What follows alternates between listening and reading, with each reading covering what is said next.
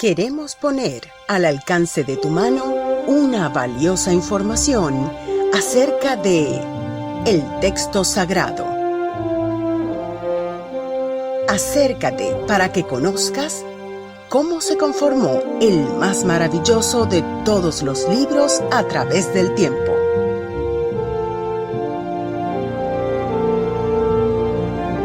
Hoy te queremos contar una historia de 6.000 años. No te pierdas este curso multimodular en el que te hablaremos de su origen y transmisión,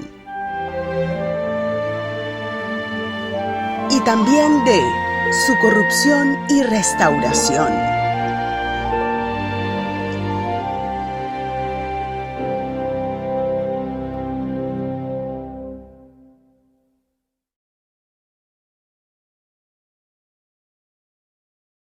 Un saludo muy cariñoso y respetuoso a los numerosos miembros que nos están acompañando esta mañana. Muchas gracias por tomarse el tiempo de estar con nosotros.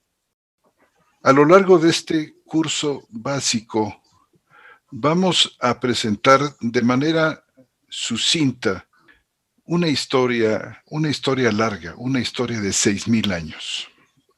Y los acontecimientos que en este pequeño planeta forjaron la más grande obra jamás creada en los cielos y en la tierra, que son las Sagradas Escrituras. El Dios de la gloria ha querido darse a conocer, no solo por medio de su magnífica creación, sino también por medio de su palabra escrita. Decía Agustín, el gran Agustín de Hipona, en el siglo IV, V, decía: por medio de hombres y al modo humano, Dios nos habla, porque hablando así, nos busca. Y para tal fin, aquel que es luz y es la palabra misma, el Verbo eterno, emplea sistemas de comunicación verbal y casi siempre escritos propios de la comunidad humana. Es decir, hace uso de las lenguas con sus gramáticas, vocabularios, sistemas lingüísticos propios y característicos de varias épocas, escritores, grupos sociales. Y como todos nosotros sabemos, recibimos y aceptamos, las escrituras son un ser vivo, eficaz, poderoso para quitar la muerte y sacar a la luz la vida y la inmortalidad, y manifestar a los hombres y a las mujeres el conocimiento personal de Jesucristo. Contar con la historia de la formación del texto de la Escritura y cómo se abre camino entre los hombres y las mujeres es a la vez relatar una prodigiosa aventura en la que la Biblia se ha enfrentado contra fuerzas que han tratado de deformarla, de corromperla e incluso de destruirla. Lo han hecho y lo continúan haciendo en nuestros días con una enorme furia. Y habrá que decir sin ambajes que, dado el poder salvador y productor de vida que poseen las Escrituras, el gran enemigo de ellas es Satanás mismo, cuyo propósito es sesgar e impedir a toda costa su carrera, y así dejar que el ser humano prosiga la propia carrera hacia la muerte. Pero la Escritura misma afirma que es preciso que la palabra corra, trejo en el griego, en el sentido de que se extienda o se difunda rápidamente y sea glorificada. Y en medio de estas luchas, Dios sigue siendo el poderoso guerrero, el divino guerrero que no ha permanecido impasible y que en su providente cuidado permite que salgan a la luz de las arenas del desierto y de antiquísimas bibliotecas nuevos e impresionantes testigos, papiros y pergaminos, que corroboran una y otra vez la fiabilidad de su mensaje. Y somos nosotros hoy testigos de todo esto, que Dios está restaurando activamente su texto. Y esta es la historia que venimos a contarles, para que ustedes a su vez la cuenten también a otros y así los confirmemos en seguridad y confianza de que el cielo y la tierra pasarán, pero mis palabras no pasarán. Así que comenzamos con la primera parte de este curso básico, contar esta historia de los 6,000 años. Entonces, eh, tienen nuestros oyentes ahora ante sí el resumen de una historia larga, una historia de 6,000 años. El origen, la transmisión y corrupción, la restauración y la traducción. Y en cuanto al origen, que es la parte que nos va a tocar escuchar esta mañana, la palabra de Dios, la revelación de su mente, de todo lo pasado, de lo presente, de lo futuro, realmente está exhibido en los cielos, mediante el testimonio de las estrellas y en la tierra, por el registro vertido en la piedra, en la arcilla, en el papiro, en el pergamino. La transmisión y la corrupción textual inevitablemente se hicieron presentes a través de los siglos. El proceso del copiado manual produjo en los manuscritos un mayor o un menor número de diferencias con respecto a su original. La fragilidad de este sistema resultó en muchos miles de las que hemos llegado a llamar variantes textuales. Pero esto no termina aquí. No solamente nos encontramos confrontados con la condición humana, con su fragilidad y debilidad en este proceso del copiado que no vino a regularizarse sino hasta los días de la imprenta, sino que podemos hablar también con justicia, y es necesario hacerlo, de una restauración textual. Y esto se ha llevado a cabo debido a los hallazgos de los arqueólogos, la arqueología bíblica, juntamente con el avance de las ciencias bíblicas, en particular de la crítica textual, de la informática aplicada a los manuscritos. Todo esto posibilita hoy, como nunca antes, su restauración hasta el punto de retrotraerlo a un texto muy cercano al original. Y finalmente, el tema de la traducción, que inevitablemente y necesariamente tenemos que tratar.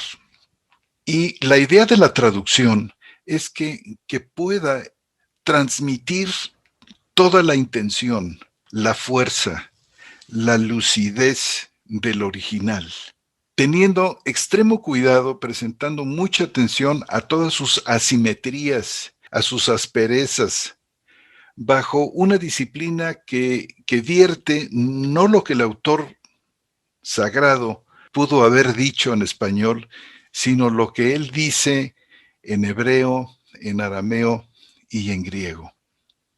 Así que comencemos pues con este primer punto, y quiero fijarme sobre la inspiración. Los otros dos puntos que ustedes ven aquí, la confección de libros antiguos y la escritura primitiva, serán tratados posteriormente en las lecciones subsiguientes.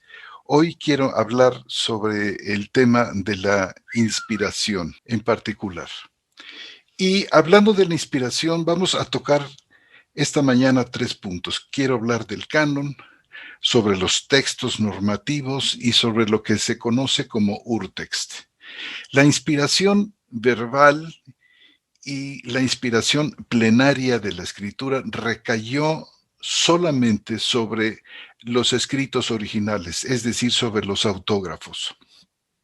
Su infalibilidad se limita, por tanto, al texto original de la Biblia, y, y nunca benefició al copiado manuscrito. Nadie puede decir, por ejemplo, que la Reina Valera 60 es una traducción inspirada. Ninguna traducción lo es. De hecho, ninguna copia lo es, aun siendo en los idiomas originales. Mucho menos podemos entonces, puede la providencia beneficiar a las traducciones que de estas copias se derivan. Y sin embargo, el Señor habla a través de todo esto que tenemos aquí. Es importante en el proceso de la traducción y en todo el proceso que tiene que ver con la restauración del texto, el hacer un cuidadoso análisis de los recursos estilísticos, de la variedad de estilos y de los niveles lingüísticos. En la traducción que hemos ofrecido nosotros como Biblia textual, ya en su 4ª edición, para nosotros es crucial y fundamental tener siempre presentes estos recursos estilísticos, esta variedad de estilo, estos niveles lingüísticos. Por ejemplo, hablando de niveles lingüísticos, podemos hablar de un nivel sintáctico, del nivel léxico, del nivel semántico, y estamos puestos muy al día en cuanto a todos estos recursos estilísticos y la bibliografía pertinente que nos permite a nosotros estar al día con respecto a avances. Hago aquí mención en particular, por ejemplo, de este diccionario griego-español que se está produciendo en Córdoba, en España, bajo la dirección de Jesús Peláez. Un proyecto largo que lleva ya 4 fascículos adelante con una metodología lingüística extraordinaria que marca un hito no solamente del trabajo lexicográfico general mundial, sino de una manera particular que tenemos nosotros en español. Y nosotros estamos siguiendo cuidadosamente todos estos avances para aplicarlos a la traducción de la Biblia textual. Decíamos que queríamos hablar del canon. El canon fue abierto por Moisés durante su peregrinación en el desierto y fue cerrado en la isla de Patmos 1600 años más tarde por el apóstol Juan. Este es el canon. Como vemos aquí, los autores son muy variados. Sus autores pertenecían a los más diversos estratos sociales y ejercían distintas profesiones, distintos oficios. Entre ellos había reyes, plebeyos, juristas, médicos, guerreros, escribas y sacerdotes, pastores, pescadores, ricos, pobres, sabios y analfabetos, y todos hablaron acerca de los más diversos acontecimientos, tratando con naturalidad tanto temas terrenales como temas celestiales, temas históricos, proféticos, unos elementales, otros trascendentales, cada uno en su tiempo, sin que muchos hubieran llegado a conocerse entre sí, cada uno haciendo sonar su propia nota musical en el tiempo y en el espacio, para todos converger en un único y gran conocimiento, en un gran concierto lleno de armonía, de unidad,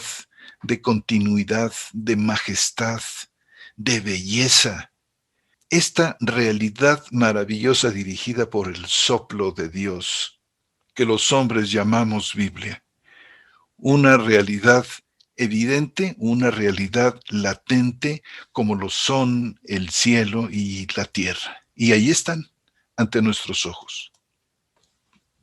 Todos los autores de la Biblia pertenecían a los más diversos estratos sociales, como decíamos, y ejercían profesiones de lo más distinto, y lo maravilloso aquí es que todos concuerdan, todos hacen una sola voz, algo que difícilmente se consigue en este nuestro medio humano, donde lo que lo marca más bien es la contradicción, el culto a la personalidad, el deseo de destacar la opinión personal sobre los demás.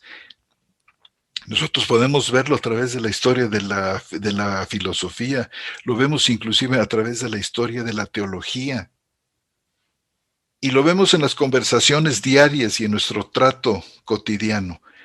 Aquí tenemos algo totalmente distinto. Hay un gran director de la orquesta, y cada uno de los miembros, ya sea que toquen metales o estén en las cuerdas, todos ellos tienen un lugar, tienen un sitio, todo se destaca, todo se oye, cuando hay un tutti, cuando todos están juntos, cuando violines, cuando metales están al unísono en un forte, en un tutti, nosotros notamos en esto no la confusión, sino la armonía y la belleza, los timbres de los instrumentos que suenan a tiempo, que callan a tiempo. Esto es la escritura. Esto es lo que tenemos en la palabra de Dios. Hay una luz profunda que surge dentro del texto. Hablemos ahora de los textos normativos. Estos textos normativos de la escritura son básicamente dos: el hebreo y el griego. Algunas porciones, más bien pocas de ellas, fueron escritas en arameo. Curiosamente, aquí las tienen en esta lámina. El texto normativo del antiguo pacto fue el hebreo, y las porciones que ustedes ven aquí son las que se escribieron en arameo: Génesis, Jeremías, Daniel y Esdras. Y esta fue la lengua en la que se escribieron la ley, los profetas y los salmos. La ley, como ustedes saben, consistiendo de los 5 primeros libros de la Biblia. Y obviamente Moisés tuvo que escribir su Pentateuco durante los años de la peregrinación en el desierto, primeramente como editor. Seguramente transcribió las tablillas que contenían narraciones sobre Génesis, y después como autor escribió Éxodo, Levítico, Números y Deuteronomio. Así, cuando en 1486 a.C. Israel entró en la tierra prometida, la primera sección de la escritura hebrea, la Torá, había sido concluida. Enseguida vinieron los profetas. Dentro de esta sección de los profetas se contemplan los libros que ustedes ven aquí en esta lámina. Esta segunda sección, en hebreo, Neviim, se refiere a los profetas desde Josué hasta Malaquías.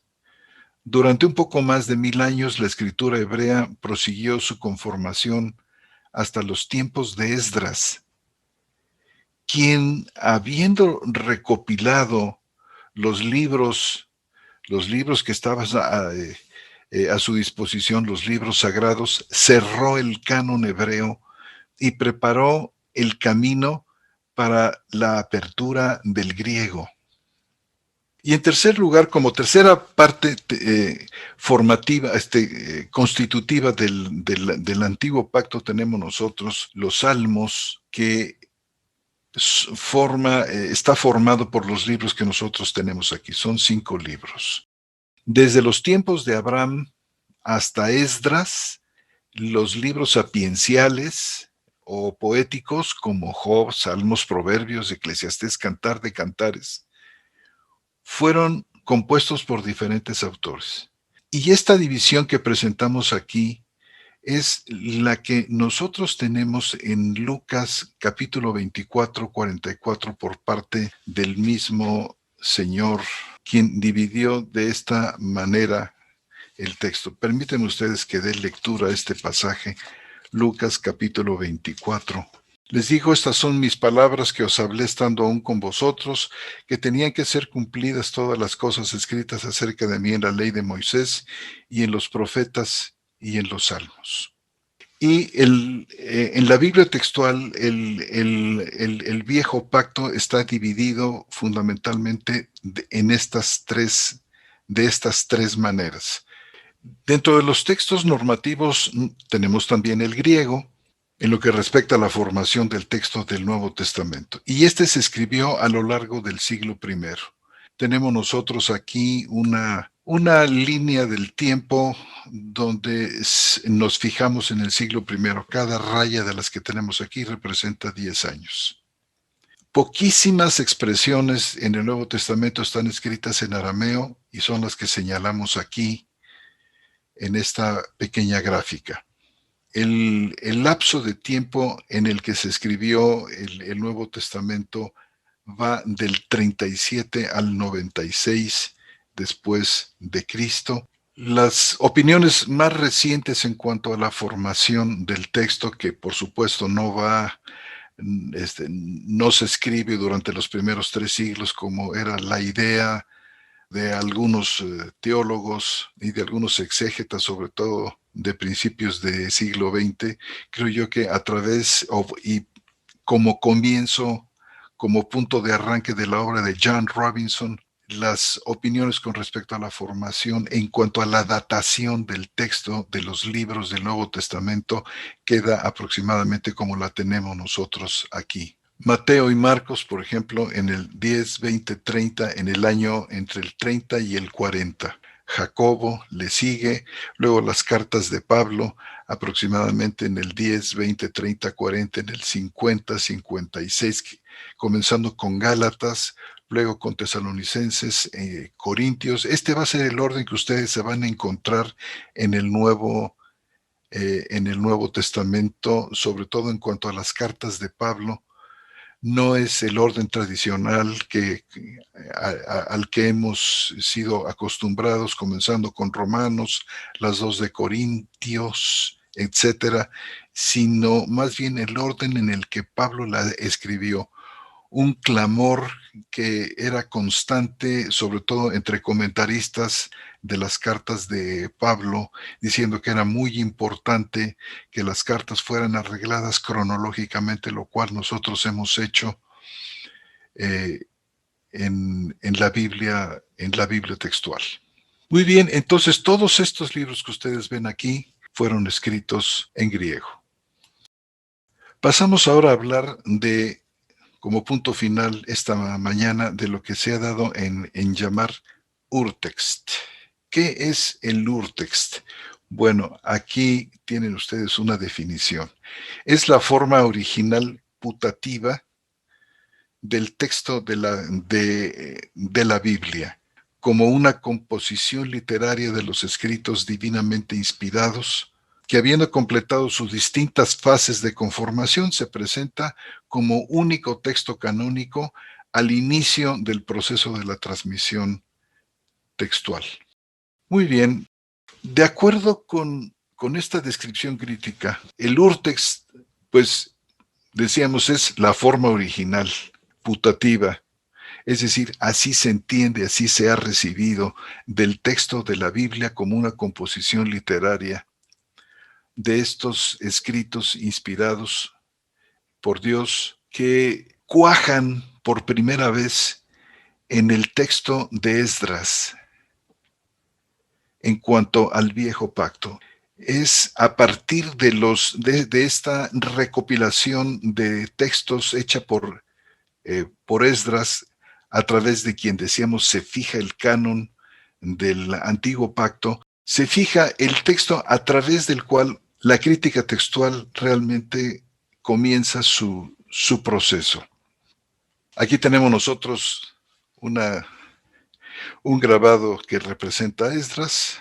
Bueno, tenemos nosotros una línea de tiempo que va del milenio cuarto al milenio primero, y tenemos nosotros aproximadamente las fechas de escritura de los libros que componen el viejo pacto, y a Esdras lo tenemos aquí casi al final, en color marrón, en el primer milenio antes de Cristo, es decir, aproximadamente justamente después del tiempo del regreso del exilio babilónico.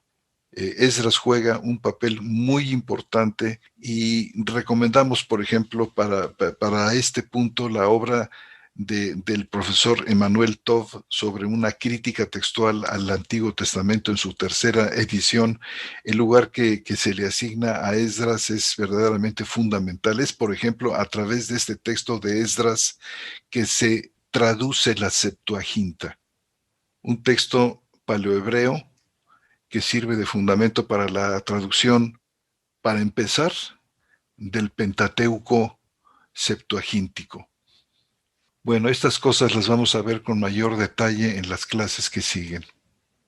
Una cosa fundamental que tenemos que considerar muy seria es que nosotros no poseemos ninguno de los escritos originales, es decir, los autógrafos.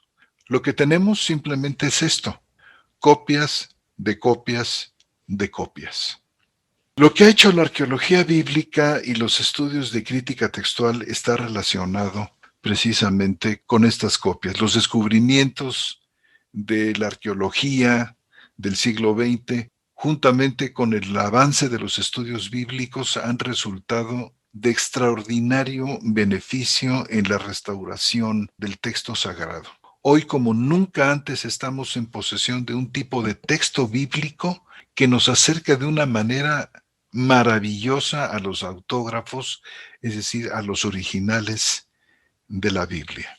Estos nuevos hallazgos y estos avances críticos han puesto en evidencia numerosas diferencias entre los manuscritos más antiguos y aquellos que sirvieron como base para producir versiones tan importantes como la Biblia King James en inglés o la Reina Valera en español o la Biblia de Ferreira de Almeida en portugués. Y tenemos nosotros aquí un ejemplo de esto.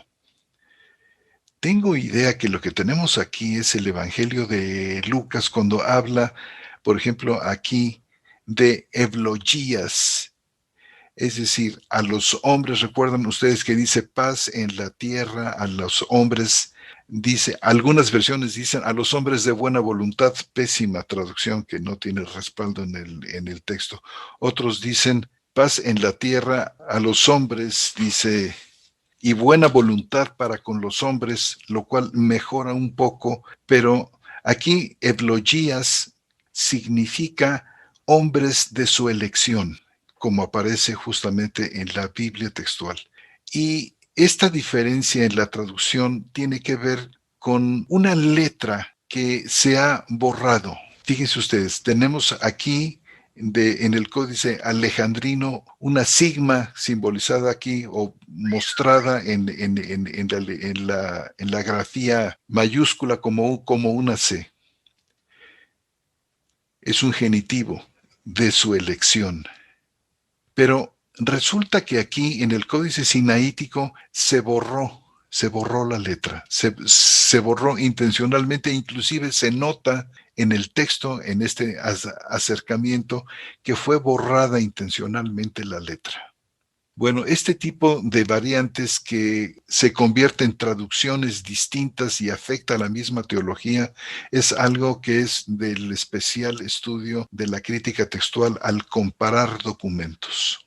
Aquí tenemos pues una de las tantas variantes.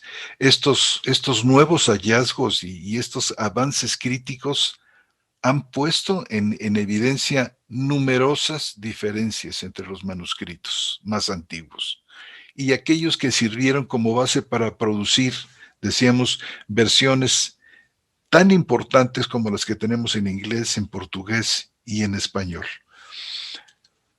La Sociedad Bíblica Iberoamericana ha asumido la responsabilidad de realizar una revisión que, preservando la excelencia del estilo literario, de la riqueza expresiva de estas versiones, se adapte a un texto hebreo, a un texto arameo y griego restaurado tal como existía en la época apostólica y que fue utilizado durante el primer siglo por la iglesia de los comienzos, por la iglesia primitiva. Y dado que no tenemos nosotros los autógrafos, esta es una pregunta fundamental y una pregunta que antecede a todo, a la labor de traducción, que es: ¿cuál es el texto original del pasaje? La importancia de este proyecto trascendental no puede ser subestimado, toda vez que antes de explicar el significado de palabras, de frases, de ideas de la escritura sagrada, el intérprete o el traductor tiene que interesarse por este problema fundamental. ¿Cuál es el texto original del pasaje? Y esto por dos razones fundamentales. La primera, porque ninguno de los documentos originales de la Biblia existe hoy en día. Y segundo, porque las copias que existen difieren una de la otra. Este problema en el copiado, que generó tantas variantes a través de 3000 años de copiado manuscrito, no se regularizó sino hasta el gran invento de Gutenberg en la imprenta. Se produjeron miles de copias manuscritas, primeramente en hebreo, en arameo, luego en griego, que igualmente presentan entre sí miles de las llamadas textuales, de las llamadas variantes textuales. Y bueno, es importante porque Jesús mismo es la escritura. Noten ustedes cómo lo presenta Juan capítulo 1, versículos 1 al 3. En el principio era el Logos estaba ante Dios y Dios era el Logos. Todo existió por él. Gálatas 3:8 tiene una palabra extraordinaria. Dice: y la escritura anunció de antemano la buena noticia a Abraham. Yo no sé si esta escritura que anuncia no sea una especie de encarnación, podemos decir así, del Señor mismo, que se identifica profundamente con su palabra y se llama a sí mismo escritura, porque quien anuncia la buena noticia a Abraham es ciertamente el Dios del cielo, que aquí se llama escritura. La escritura anunció. En Juan capítulo 7, 38, dice: el que cree en mí, como dijo la escritura, de su vientre fluirán ríos de agua viva. El que cree en mí, como dijo la escritura. La importancia de la palabra, la importancia del verbo de Dios que se transmite, la identificación de este verbo con la persona misma de Dios. Todo esto habla fundamentalmente de la garantía de la preservación del texto. Dios mismo cuida su texto, Dios mismo lo trae a primer plano contra viento y marea. Respondió Jesús y le dijo: el agua que yo te daré será en él una fuente de agua que brota para vida eterna. La escritura habla, dice aquí, como dijo la escritura, de su vientre fluirán ríos de agua viva. Noten ustedes este versículo de Juan con este otro. Dice: respondió Jesús y le dijo, noten el tema, el agua que yo le daré será en él una fuente. Jesús dice y habla de agua que dará. Aquí en Juan 7 habla de la escritura que dice: de su vientre fluirán ríos de agua viva. La identificación del Señor con su palabra, con su escritura, es verdaderamente sobresaliente en estos pasajes. Bueno, pues de esta manera llego al final de esta brevísima presentación. Muchísimas gracias por su presencia, por su paciencia, y esperamos que el desarrollo de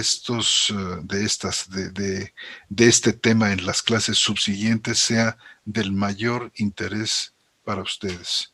Muchísimas gracias y buenos días.